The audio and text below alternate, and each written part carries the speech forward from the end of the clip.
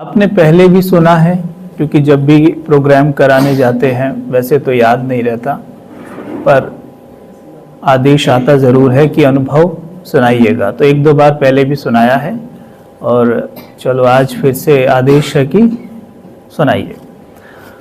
तो आप सबको पता ही है कि इस जन्म से पूर्व जो जन्म था, है ना, उसमें आत्मा क्या रोल अदा कर रही थी, है ना।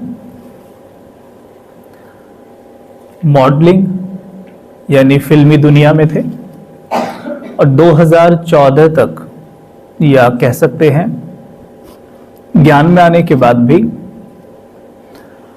1 वर्ष और शायद मिली जुली सरकार की तरह वो भी चला और ये भी चला। हुआ कैसे?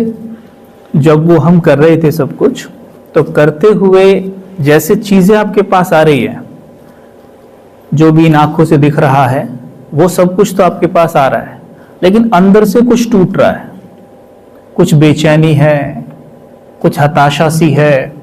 बैठे बैठे कई बार आपने भी देखा होगा, अभी तो नहीं होता होगा, लेकिन जैसे आप में भी अभी कुछ नए हैं, बैठे बैठे जैसे दिल नहीं बैठने लगता, डूबता सा जाता है, खालीपन सा, खोखलापन सा अंदर लगता है, पता ही नहीं होता कि क्या मन चाहता है, क्या तलाश रहा है। होता है ना ऐसा कई बार। तो हमारे साथ भी ऐसा कई बार होता था। हमारी समझ में नहीं आता था ये हो क्या रहा है, पर बहुत बेकार सा लगता था। उससे जितना जल्दी हो छूटने की कोशिश करते थे, पर होता था। तो ऐसे ही, और कभी रिलेशनशिप्स में कुछ उतार चढ़ाव, कभी किसी के साथ कभी किसी के साथ, तो कुछ ना कुछ चालू रहता था। वो बाबा कहते हैं ना कि कुत्ता निकला बिल्ली आई, बिल्ली निकला चूहा आया, वो सब चालू रहता है। तो ये सब चालू था। तो समझ नहीं आ रहा था क्या करें, कहाँ जाएं। ढेर सारे प्रश्न मन में उठ रहे हैं, और बाबा कहते हैं ना कि प्रश्न चित्त मन कभी भी प्रसन्न चित्त नहीं हो सकता है। तो प्रश्न ढेर सारे, भाई ये वो ये क्यों, ऐसे क्यों, है ना। कभी बैठा हूं तो ऐसे ऑटो में बैठा हूं, इतना सारा ट्रैफिक, सोच रहा हूं बैठा बैठा, ये ट्रैफिक अगर ऐसे ही बढ़ता रहा तो क्या होगा इस दुनिया का। बढ़ता ही जा रहा है, मेरे मन में ये सब चल रहा है। कभी सोच रहा हूँ इतना पॉपुलेशन बढ़ रहा है, ये कहाँ रुकेगा, है ना। इस तरीके से मन में बहुत सारी चीज आ रही है।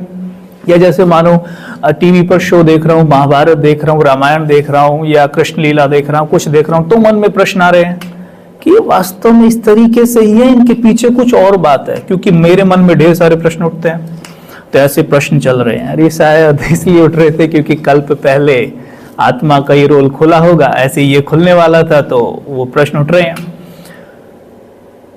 तो एक बेचैनी तो बढ़ती जा रही है। अब जिस जिम में मैं वर्कआउट करने जाया करता था ना, उस जिम के सामने ही ब्रह्मा कुमारी आश्रम था, और जब भी हम जिम जाते थे उसे जरूर पढ़ते थे। उस पर लिखा हुआ था कि लर्न राजयोग मेडिटेशन, नीचे लिखा था free of cost. To be frank, मेरे मन में देखते ही आता था कि लर्न राजयोग मेडिटेशन, ठीक है, मतलब मुझे क्या जरूरत है, मैं तो फाइन हूं, मुझे क्या सीखना है, मुझे तो वैसे भी सब कुछ आता ही है। मैं वो सारी सच्चाइयां बता रहा हूं जो अक्सर मनुष्य के मन में आती हैं, अक्सर मेरे आती थी कि मुझे तो सब कुछ आता है, मुझे क्या सीखना है। फ्री ऑफ कॉस्ट, वैसे फ्री में कुछ मिलता रही है, तो इंप्रेस करने के तरीके होते हैं। चला जाता था जिम में, वर्कआउट करने लगा, लेकिन उन दिनों थोड़ा सा ज्यादा बेचैनी थी। तो वर्कआउट कर रहा हूं, मन नहीं कर रहा वर्कआउट करने का, जिम करने का मन नहीं कर रहा, वेट लिफ्टिंग करने का मन नहीं कर रहा है, उठाऊं छोड़ दूं, उठाऊं छोड़ देता था। ये सोचता था कि ये नहीं करेगा तो क्या करेगा, इतनी मेहनत करके यहाँ तक पहुंचा है ना। एक छोटे से गांव में जन्म लिया, वहां धूल मिट्टी में खेल कर, सब कुछ करके, खेतों वेतों में कार्य करके, हर तरह के कार्य हमने बचपन से किए हैं, ठीक है, सब कुछ किया है बचपन से, दोनों तरह की लाइफ हमने देखी है। सब कुछ करके, एक सरकारी स्कूल जैसे पढ़ाई करके, उसमें हिंदी भी ढंग से नहीं बोलनी आती थी, है, अपनी लैंग्वेज तक पे काम किया, सब कुछ जाके मुंबई में। और ये आप कह सकते हैं कि मेरी पूरी ट्रेनिंग ना जैसे बाबा ने मुंबई में की है, मुंबई में की है, क्योंकि मुंबई में जैसे 6-7 साल रहे हैं, तो सारी की सारी ट्रेनिंग ज्ञान में आने से पहले बाबा ने मुंबई में कराई है।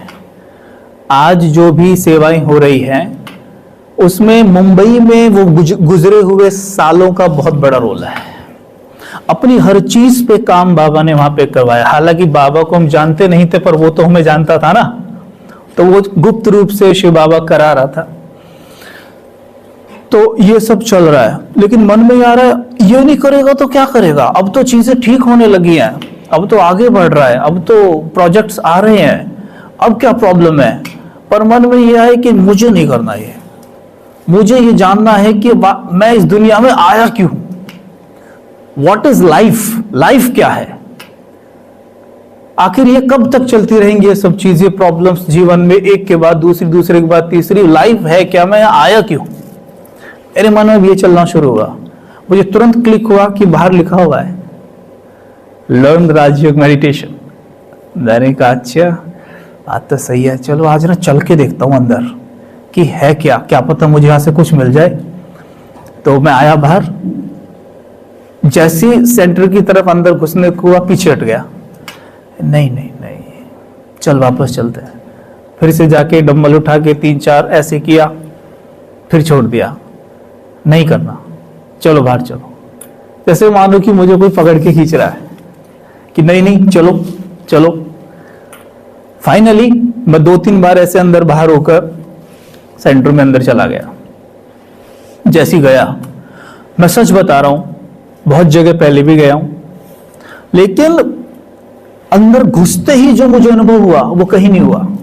इतना पीसफुल वाइब्रेशंस, बहुत अच्छा लगा वाह, शायद इसकी मैं तलाश कर रहा था, कितनी शांति है यहाँ।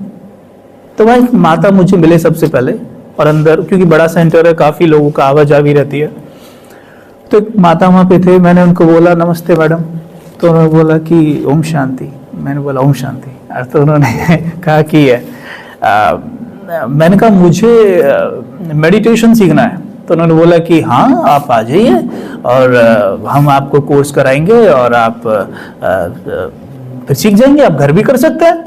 मैंने बोला कि नहीं वैसे तो मैं करता हूँ, क्योंकि मैं प्राणायाम किया करता था, और तो वैसे तो मैं करता हूँ। कहते कौन सा? मैंने कहा वो बाबा रामदेव वाला नहीं है, वो मैं करता हूँ।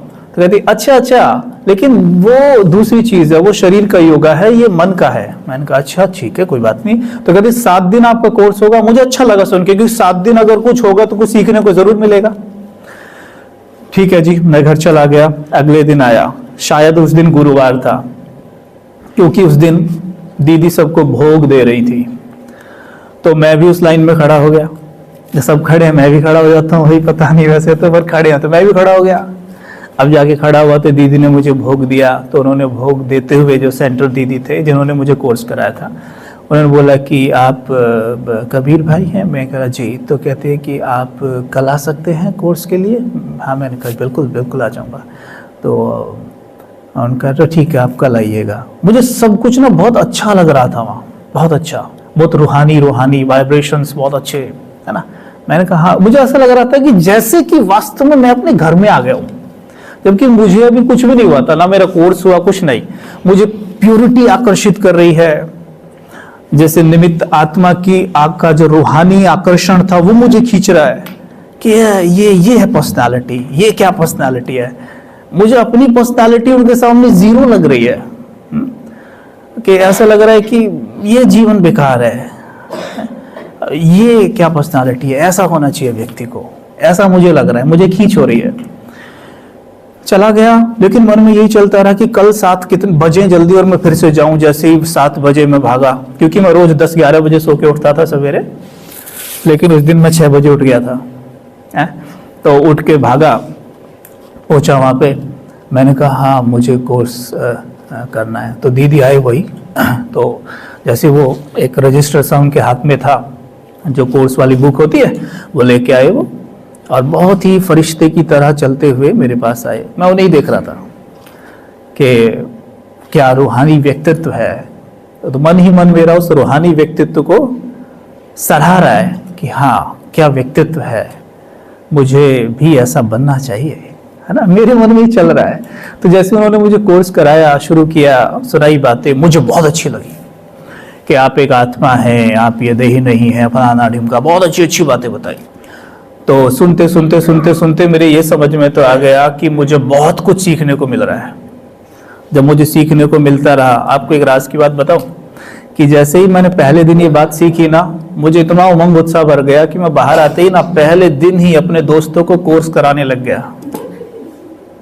हाँ, पहले दिन ही बाहर निकलते ही जो मेरे फ्रेंड्स थे, मॉडल फ्रेंड्स थे, उनको आते ही मैंने ज्ञान देना शुरू कर दिया। और आप यकीन मानिए वो ज्ञान सुन भी रहे थे।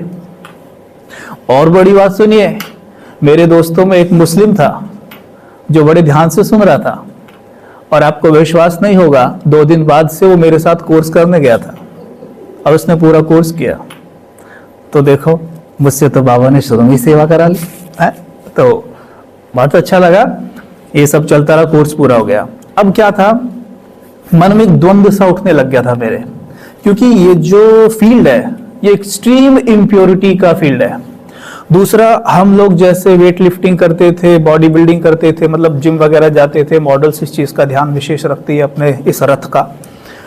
तो खान पान बहुत अशुद्ध होता है, जैसे नॉन वेज वगैरह, और ये कांदा लहसुन तो बहुत नॉर्मल सी बात है, इसके बारे में तो कोई सोच भी नहीं सकता कि ये गलत चीज़ है, इससे तो कोई मतलब भी नहीं है। हम तो नॉन वेज को भी बस प्रोटीन ही समझते थे, हमने कभी यही नहीं समझा कि ये चीज़ गलत भी हो सकती है किसी भी वे में। तो ये सब चीज़ तो बड़ी नॉर्मल थी, बहुत ही नॉर्मल, ऐसे बिल्कुल नेचुरल, जैसे हमारा नेचर है ये। तो बाबा कहते शांति तुम्हारा नेचर, हमारे लिए वो नेचर था खान पान एकदम। वाइन, ये सब चीज़ें बड़ी नेचुरल और नॉर्मल वे में हमारे लिए थी, और डेली बेसिस पे हमें चाहिए ही चाहिए थी, डेली बेसिस पर। ये सब चल रहा था। अब द्वंद्व मन में चलना शुरू हुआ। प्योरिटी एक तरफ आपको खींच रही है, एक तरफ इम्प्योरिटी खींच रही है। जैसे ब्रह्मा बाबा कहते हैं ना, अंत में क्या हो रहा था, कर्म योग और कर्म भोग, योग बल और भोग बल का लड़ाई हो रहा था ना, ऐसे ही यहां चल रहा है कि वो खींच रही है, इधर प्योरिटी खींच रही है। बीच में क्या होएगा व्यक्ति के साथ, वो तो ऐसे लगे ना पिस गया हो, क्या करे, एक द्वंद्व सा चल रहा है। लेकिन इसमें मुझे निमित्त आत्मा की बहुत मदद मिली है।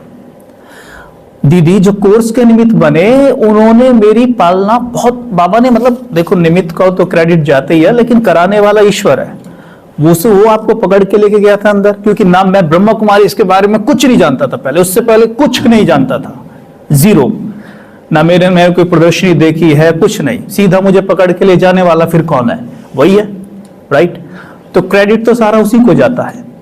और अगर निमित्त आत्मा कोई ऐसी चुनी कि जिसने मुझे अच्छे से पालना दी, तो वो भी उसी ने चुनी है ना, तो क्रेडिट तो सारा बाबा का ही है। लेकिन उस वक्त तो हमें ये दिख रहा है ना कि भाई ये कितने अच्छे से हमारी पालना कर रहे हैं।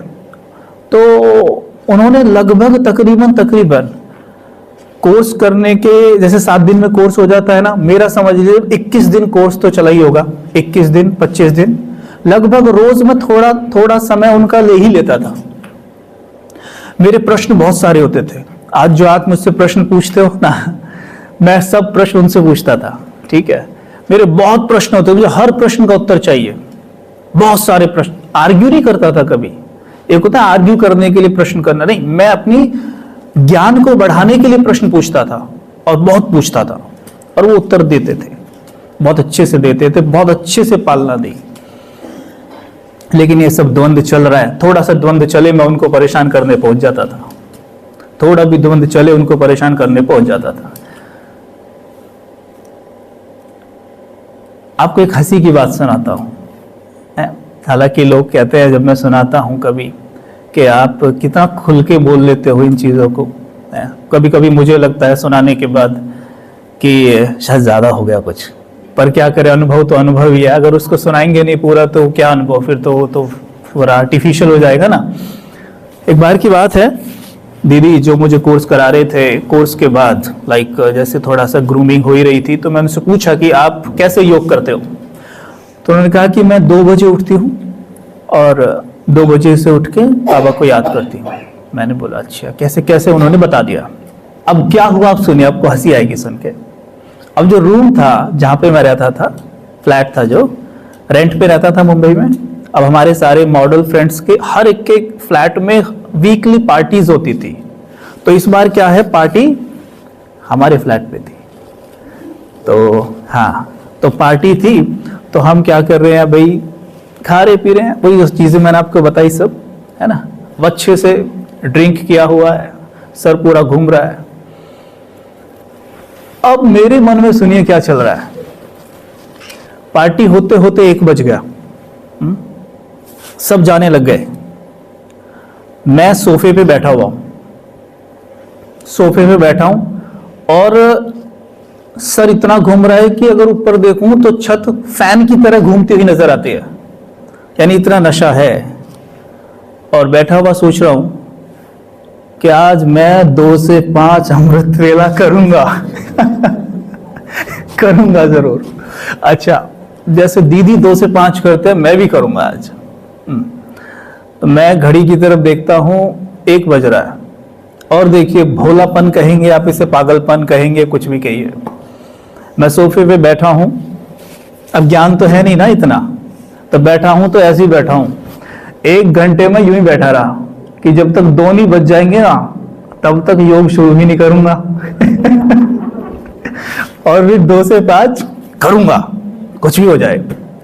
और बैठा रहा, 2 बज गए, ठीक है। मैंने जाके चेहरा धोया अपना और शिव बाबा की एक लाइट में ले आया था उस दौरान, कोर्स के दौरान। तो लाइट अंदर टंगी हुई थी, लाइट लगी हुई थी। मैं बैठ गया सामने जाके लाइट के और बाबा को देखने लग गया।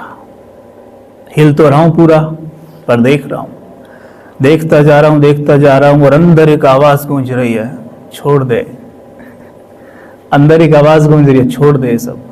और तो मैं उत्तर दे रहा हूं, कैसे छोड़ दूं? आर्ग्यू चल रहा है, कैसे छोड़ दूं? ये छोड़ दूं तो फिर क्या करूंगा? ये सब चल रहा है। अच्छा, फिर आवाज आती है, छोड़ दे। और अंदर से ना एक डर लग रहा है। डर कौन रहा है? रावण डर रहा है राम से, समझे? रावण कितना भी राम का सामना करे, आपने देखा होगा, और वो डरता भी था ना राम से। तो जो नेगेटिविटी है ना, वो राम से डर रही है, जो राम सामने इस वक्त है। अगर उसने हमें चुना है तो वो तो अब मुझे तो कुछ नहीं पता था ना अपने रोल का, पर उसने तो चुनते ही पता होगा ना उसको तो कि मैं इसे क्यों चुन रहा हूं। उसको तो मेरे रोल का पता होगा ना। तो बाबा सब जानता था, इसीलिए अंदर गूंज रही है बातें कि भाई छोड़ दे ये सब। तो वहां जरूर बाबा होगा, फिर वहां बाबा होगा। तो फोर्सफुली अल्कोहल छोड़ दे, नॉनवेज छोड़ दे, ये सब चल रहा है मेरे अंदर। और मैं कह रहा हूं कि हाँ ठीक है, पर नहीं, अभी नहीं, ऐसे कुछ चल रहा है ना, ऐसे चल रहा है कुछ। तभी क्या होता है, डर रहा है अंदर, डर है ना, डर लग रहा है। जबकि मैं इतना डरता नहीं हूं कभी, और अब तो बिल्कुल नहीं डरता। अब तो चाहे तब शमशान घाट में सुला दो जाके, लेकिन तब बहुत डर लग रहा है। तो डर के इतना डर कि कलेजा बाहर आ जाए एकदम, इतना डर। ठंडी हवा चल रही थी, बारिश का कुछ मौसम था, मुंबई में बारिश बहुत होती है। विंडो एकदम से बहुत जोर से हवा का फोर्स आया, विंडो खोली धड़ाक, और शिव बाबा की लाइट गिरी नीचे, और मैं कूद के बैठ के नीचे डर के मारे सीधा बैठ के नीचे। मैंने कहा आज तो बाबा मेरे को मारेगा। अब भक्ति में थोड़ा वो था ना, भक्ति के संस्कार भी होते हैं ना, कि भगवान आपको दंड देता है ऐसे कुछ। एकदम से नीचे मैंने कहा, मैंने नीचे कूदते ही बोला कि अब नहीं खाऊंगा, अब नहीं, छोड़ दिया आज से। और यकीन मानिए, मैंने फिर उस दिन से वो सब चीजों को हाथ नहीं लगाया, सब छोड़ दिया उस तरह की चीजें। एक ये अनुभव था। देखो, कराने वाला वो है, और वो कैसे कराता, अब ये देखिए। अब ये सब जब चल रहा है, अब मेरे मन में एक बात आ रही है कि मैं, ठीक है, मैं ना सेंटर वीक में 1 बार चला जाया करूंगा, और मैं सोच रहा हूँ दोनों चीजों को ना साथ लेके चलूं।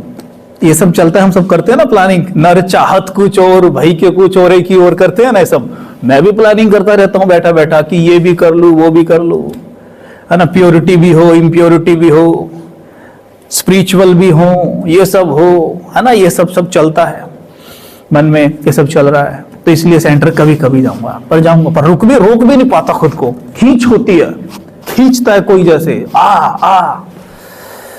अब मैं एक दिन सेंटर पे जब गया तो दीदी वहां बैठे थे।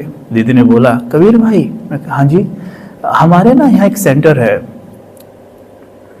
वहां पे ना योग भट्टी है, आपको जाना चाहिए।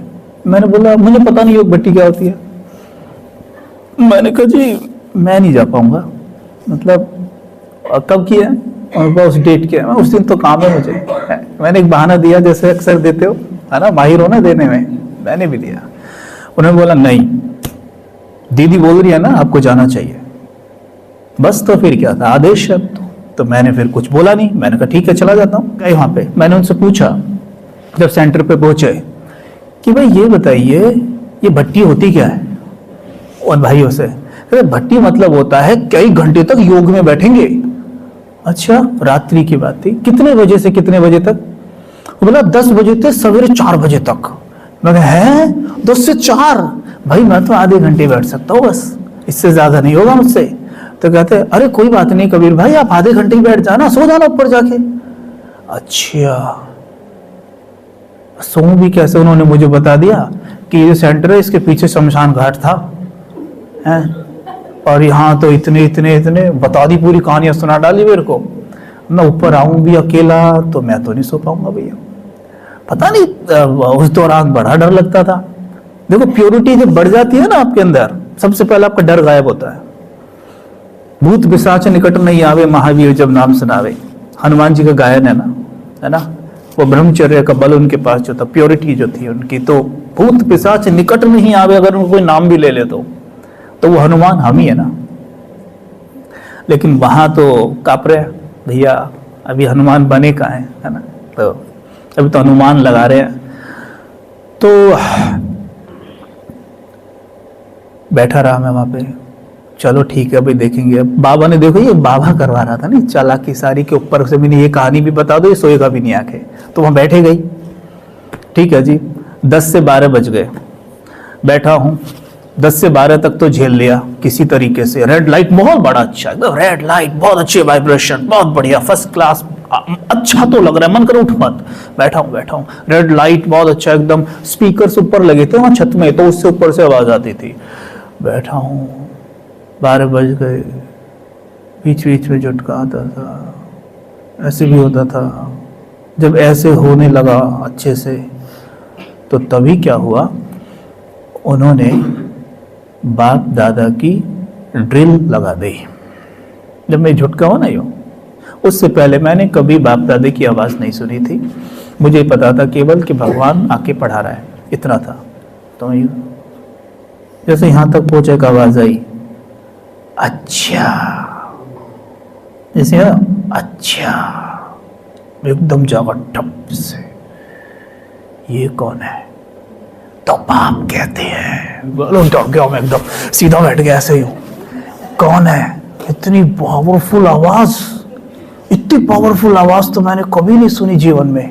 क्या आवाज है, हैं? तो ऐसा लग रहा है कान में अंदर बोल रहे हैं, बिल्कुल छत तो आवाज तो वहां अंदर जाके बोल रहे हैं। अच्छा, तो बाप कहते हैं 1 सेकंड में अशरीरी हो सकते हो। सुना ध्यान से, कान लगा के, क्या कह रहे हैं सुना। मेरी हार्ट बीट बहुत तेज हो गई,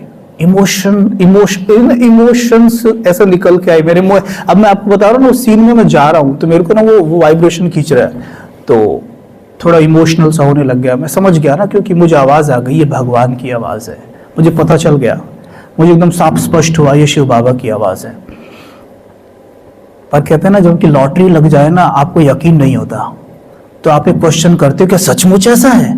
तो मेरे मन में ना एक आवाज उठे, क्या ये सचमुच शिव बाबा है? नहीं, पर पता है बाबा है, बाबा है ना, बाबा है। तो फिर मैंने और ध्यान से सुना। मैंने दादी गुलजार जी की क्लासेस सुनी थी 2-4, तो पता चल रहा है कि दादी जी के माध्यम से वो शक्ति परम सत्ता बोल रही है। पता चल रहा है, वो आवाज से पता चल रहा है, राइट, टोन से पता चल रहा है, साफ पता चल रहा है कि दादी जी के तन के माध्यम से वो सर्वशक्तिमान बोल रहा है। मैं सुनता रहा थोड़ी देर, और फिर उसके बाद मेरे ना गूज बॉम्ब्स हो गए। मतलब मुझे ये भान नहीं रहा कि जैसे मैं यहां हूं भी नहीं, और शरीर इस सेकंड में सब कुछ भूल गया मैं, और मेरी खुशी का कोई पारावार नहीं। परमानंद की अनुभूति जिसको कहते हैं, परमानंद एकदम खुशी में आंसू बह निकले, और इतने आंसू बस पूछो मत। मैं सीधा बैठा हूँ, टप टप टप टप गिरे जा रहे हैं, गिरे जा रहे हैं, और खूब मैं सुनता जाऊं बस, और वो आंसू बहते जाए, और मेरे मन में आवाज गूंजती जाए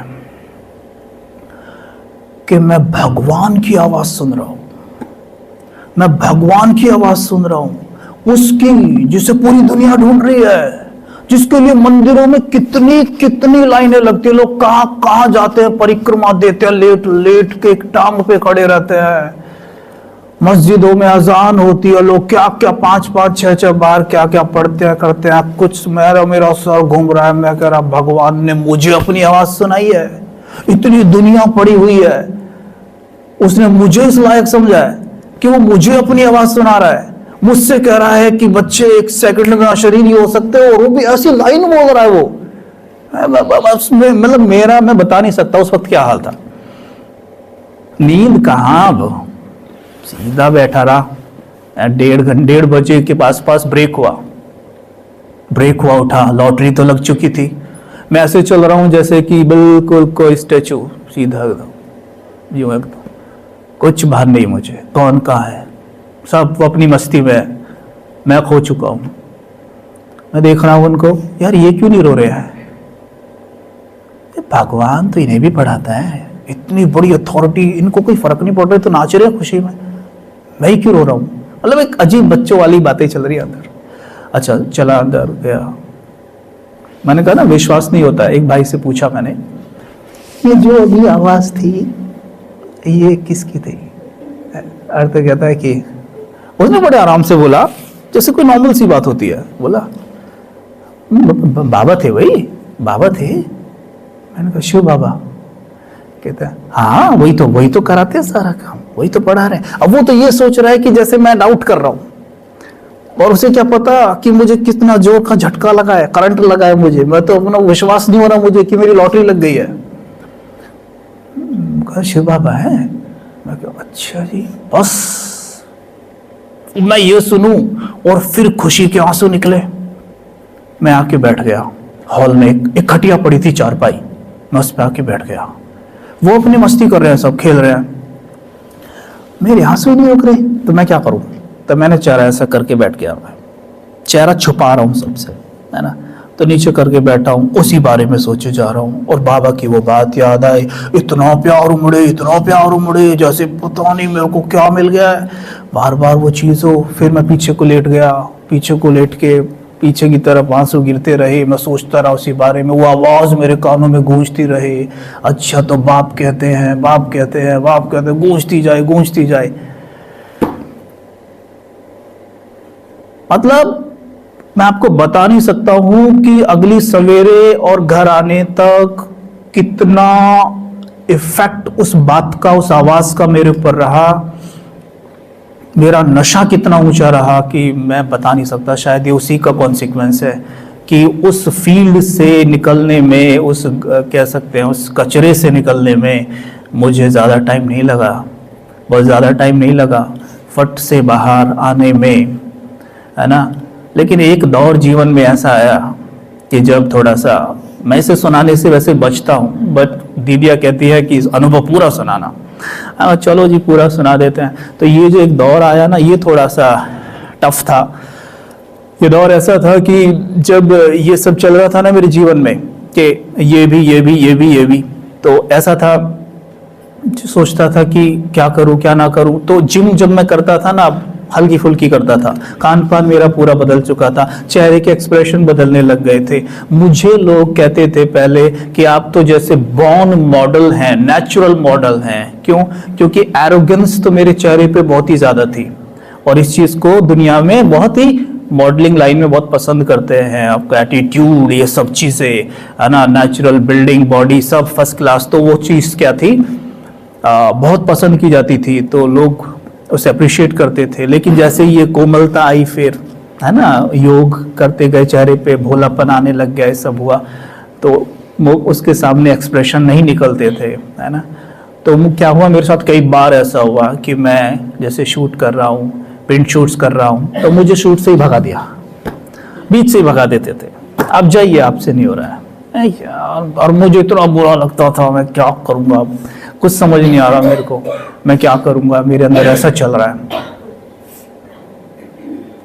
अब ऐसा होने लग गया तो जो सेविंग्स थी, पहली बात तो मॉडल्स कहाँ सेविंग रखने वाले हैं, वो तो जितना कमाते उतना सब उड़ा देते हैं, तो कहाँ सेविंग, कुछ बड़े होंगे थोड़े बहुत, वो भी सब खत्म। मेरे पास कोई पैसा नहीं और मैं किसी को बोल भी नहीं सकता, और घर क्या बोलूं घर कि मैं बाबा बन गया हूं। वो तो यही समझेंगे कि तो बाबा बन गया, उनको क्या पता क्या बन गया, क्या कर रहा है। अभी भी उनमें से बहुत समझते हैं कि मैं कोई बाबा हूं, मतलब जो ज्ञान में है, क्योंकि पूरी फैमिली हमारी ज्ञान में है तो वो तो सब जानते हैं, लेकिन जो रिलेशंस में रिश्तेदार वगैरह बोलते हैं उन्हें क्या पता। कहते हैं ना, बंदर क्या जाने अदरक का स्वाद, तो उन्हें तो मैं बाबा लगता हूं। और आई होप कि वो इसे देखेंगे बाद में तो उन्हें समझ में आना चाहिए कि ये बाबा नहीं कुछ और ही कॉन्सेप्ट है। समझना बहुत जरूरी है ना। आध्यात्मिकता की हम बात करते हैं ना कि आध्यात्मिक है, वो आध्यात्मिक हो गया।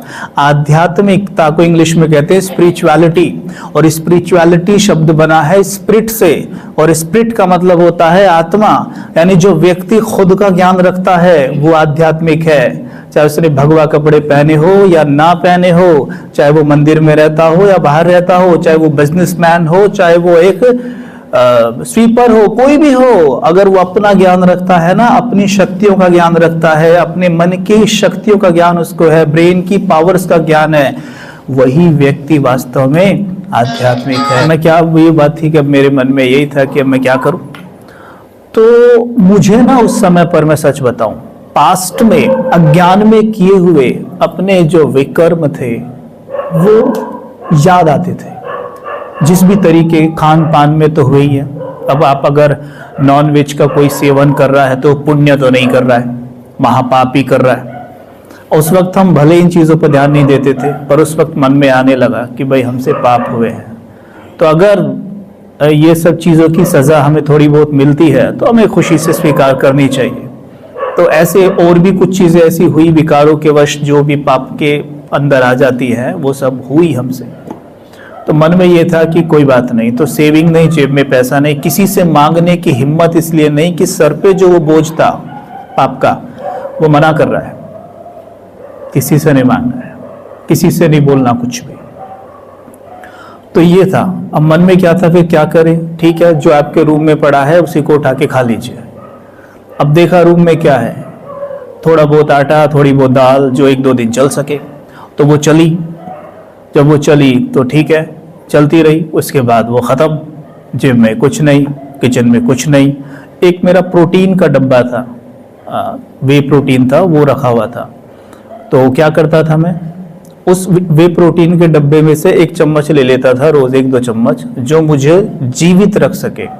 नहीं तो उस वक्त समय ऐसा आ गया था कि वास्तव में मेरे पास खाने के लिए कुछ भी नहीं था, क्योंकि जेब में कुछ नहीं था, खाने के लिए कुछ नहीं था। और देखो जिद देखिए उस वक्त, हट देखिए, या कुछ भी कहिए आप इसे।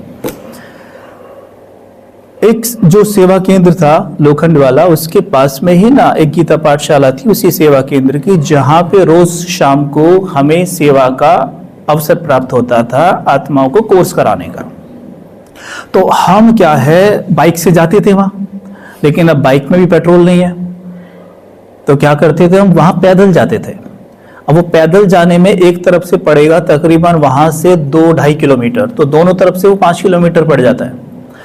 तो ये एक दृढ़ता कहिए, या आप इसे जो समझ सकते हैं कह सकते हैं, कुछ इसे बेवकूफ़ी भी कहते हैं, पर क्या करें, उस वक्त मन ऐसा ही कर रहा था।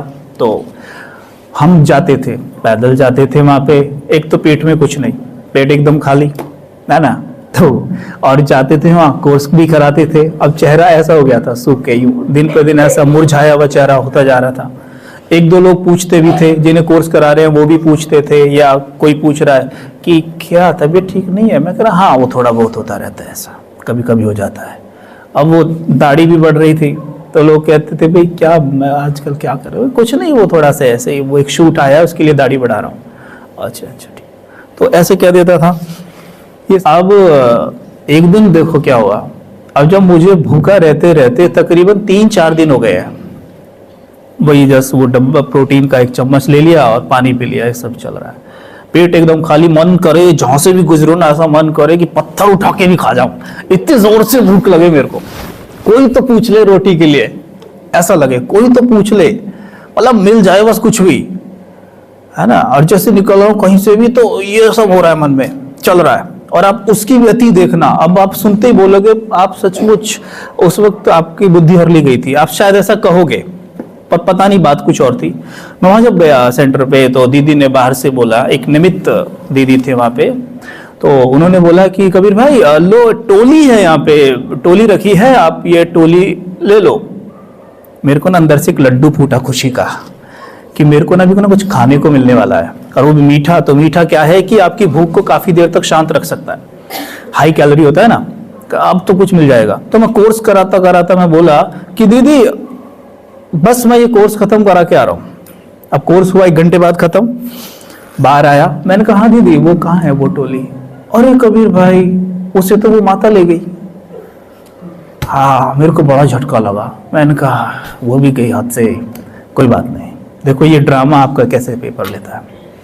कोर्स हुआ, मैं वहां से निकला, पैदल चला गया घर गया, घर पहुंच गया, ठीक है ओके। अब ऐसे दिन गुजर रहे हैं, तीसरा, चौथा, 5वां, 6ठा दिन हो गया, ऐसे गुजरा। अभी एक बी के भाई थे, वो मेरे पास आए, कहते कबीर भाई हाँ मेरे पास ना एक पास है। अब वो भाई भी नए थे ज्ञान में, बहुत पुराने नहीं थे, अपनी फील्ड से जुड़े हुए थे। तो उन्होंने बोला कबीर भाई मेरे पास ना 2 पास है, एस्कॉन मंदिर पास में ही था, और वहां भी शुद्ध भोजन एकदम होता है, आपको पता होगा। 2 पास है, कबीर भाई चलेंगे आप, वहां भोजन करके आएंगे। मैंने बोला अब भूख तो लग रही है। मैंने तुरंत बोला एक ऐठ में अकड़ में नहीं। कहते क्यों? चलो ना। नहीं हम देवता हैं। मेरे मन से आया, मैंने बोला नहीं हम देवता हैं, भक्तों का थोड़ी ना खाएंगे, हम देने वाले हैं। तो बोले हाँ बात तो आप सही कह रहे हैं, चलो फिर मैं भी नहीं जाता, छोड़ता है। फिर कहता ठीक है मैं बात जा रहा हूँ अभी। मैंने कहा आप जाओ। उन्हें भी पता नहीं चला वैसे क्या, मैंने बाद में उनकी बात बताई थी, तो इस बात को लेकर वो बहुत सोचते थे कि मैंने तब आपसे कहा था और आप नहीं गए थे, और ये कितनी बड़ी बात है बताओ, पेपर सामने था। मैंने कहा पता नहीं वो कौन करा रहा था, मैं मेरी पावर होती तो मैं तो भाग के खा लेता। मैंने कहा वो तो शायद शिव बाबा ही करा रहे थे ना।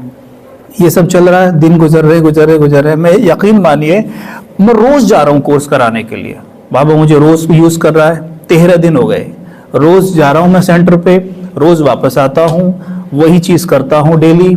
और हाँ चेहरा मुरझा रहा है, दिख रहा है, सबको पता चल रहा है कि बस मैं कह देता अभी थोड़ा सा कुछ प्रॉब्लम है, बीमारी है, अब ठीक हो जाएगी, बस ऐसा बोल देता था। लेकिन जब मैं 13वें दिन, आई थिंक 13 या 14 एग्जैक्टली नहीं याद है, तो मैं जब घर पहुंचा रूम पर, तो जैसे ही मैं रूम में अंदर घुसा ना, तो मुझे चक्कर जैसे आने लग गए। ठीक, चक्कर जैसे आए और मेरी ना हिम्मत सी टूटने लग गई। अब मुझे ऐसा लगने लग गया कि मतलब अब ना, अब गया, मतलब अब नहीं, अब ये शरीर नहीं रहेगा। लेकिन मेरे अंदर ये बात आती थी, पहले भी आती थी, उस दिन ही नहीं, पहले भी आती थी। लेकिन जैसे कि मेरे अंदर से एक आवाज गूंजती थी, और वो आवाज कहती थी कि मैं तुझे कुछ नहीं होने दूंगा। मतलब जैसे बाबा मुझसे कह रहे कि मैं तुझे कुछ नहीं होने दूंगा। और दूसरा मेरे मन में एक चीज चलती थी कि मैं तो कल तक अच्छा खासा मॉडलिंग कर रहा था ना, है, अगर मुझे बाबा ने चुना है तो क्या इसलिए चुना हुआ? तो जवाब आप जानते हैं क्या होगा इसका, भाई इसलिए तो नहीं चुना है ना कि आप भूखे ही शरीर छोड़ देंगे। भाई मेरे मन में कॉन्सेप्ट पहले से ही था स्पष्ट कि अगर मैं कल तक ये कर रहा था और मुझे आपने चुना है तो मेरा रोल जरूर कोई विशेष है, मैं कोई साधारण रीति से चलने वाला नहीं हूं आगे तक। मुझे ये स्पष्ट था पहले से ही कि मेरा रोल कुछ विशेष है ब्राह्मण जीवन में, ऐसे नहीं है। अगर आपने मुझे वहां से यहां लाए, कोई ना कोई बात तो है। और वो बाबा मुझे उसका उत्तर देते भी रहते थे बार बार कि अब मैं आपको कुछ नहीं होने दूंगा, कुछ नहीं होने दूंगा। लेकिन एक होता है ना, 1% तो आता ही है मन में ना कि ये क्या हो रहा है, क्या हो रहा है। तो जैसे ही वो 14वें दिन हुआ तो मुझे जैसे ही चक्कर आए तो मैं नीचे जैसे ही गिरने लग गया। मुझे उस दिन मैं कभी नहीं भूलता। वो दिन ना मेरे हार्ट के सबसे ज्यादा करीब है, एकदम बहुत करीब, क्योंकि उस दिन मैंने ना बाप दादा को बिल्कुल अपने समीप अनुभव किया। बिल्कुल समीप, एकदम एकदम करीब, जैसे कि कोई साकार में अनुभव करता है। उस दिन मैंने बिल्कुल उन्हें साकार में अनुभव किया। मैंने क्या देखा कि जैसे ही मैं गिरने लगा, आप यकीन नहीं मानेंगे कि अगर मैं गिर रहा हूं तो मैं फर्श पे धड़ाम से गिरना चाहिए था, पर मैं फर्श पे बिल्कुल आराम से कैसे जाके लेटा, फर्श पे बिल्कुल आराम से कैसे लेटा जाके। तो मुझे बिल्कुल ऐसा अनुभव हो रहा था जैसे कि मेरे पीठ के नीचे एक हाथ है और धीरे से मुझे लेटाया जा रहा है। उस वक्त मुझे बिल्कुल स्पष्ट हो रहा था कि यहाँ बाप दादा खड़े हैं, बिल्कुल स्पष्ट। इसलिए मेरी हिम्मत बढ़ती जा रही थी। उस वक्त भी हिम्मत जवाब नहीं दे रही थी, लेकिन मुझे एकदम टच हुआ, एकदम मेरे उसको थॉट आया कि आपके मोबाइल में ना अभी भी 50 पैसे बचे हुए हैं। मतलब मुझे इतने दिन से ये याद ही नहीं था कि मेरे मोबाइल में बैलेंस है भी। मैं सोचता था बैलेंस है ही नहीं तो फोन किसको करूं, बैलेंस था ही नहीं ना। लेकिन उस दिन याद आया जब मैं नीचे लेटा था आधा होश में कि आपके मोबाइल में ना 50 पैसे अभी है और आप कॉल कर सकते हो। बताओ, तो ये सब क्या था, ये कितना अच्छा प्लान ड्रामा था। एकदम मुझे याद आया, हाँ। मैंने तुरंत एकदम मोबाइल उठाया हाथ ऐसे करके और अपनी लॉकिंग सिस्टर को मैंने फोन किया, वो भी ज्ञान में है।